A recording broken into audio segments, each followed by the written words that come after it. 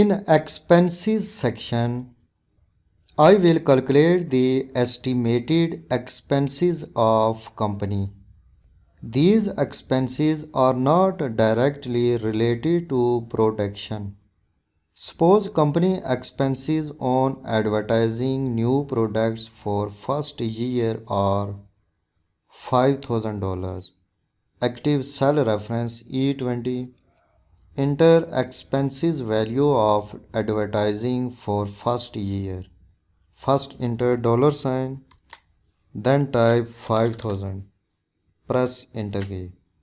In the previous section, I have interpolated values between the starting value and an ending values by using linear and growth trends. In this section, I introduce extrapolation. Extrapolation is different to interpolation. In extrapolation, only starting value is provided. To extrapolate values in a series dialog box, step value is provided. Step value determines the amount by which each value is changed. Again, active cell reference E20.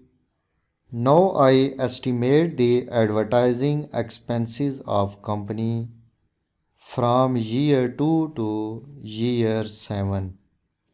First, select the cell references range. In editing group, click fill arrow button, click series.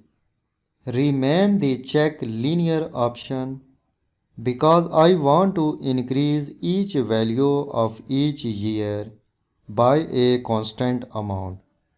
Remain the unchecked trend box. In step value box, type 500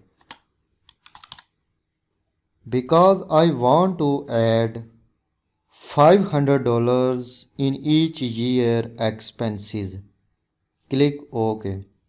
Excel extrapolate values using the linear trend by a constant amount. $500 are added in each year value. Year 1 expenses is $500,000. $500 are added in year 2 value. Similarly in other years.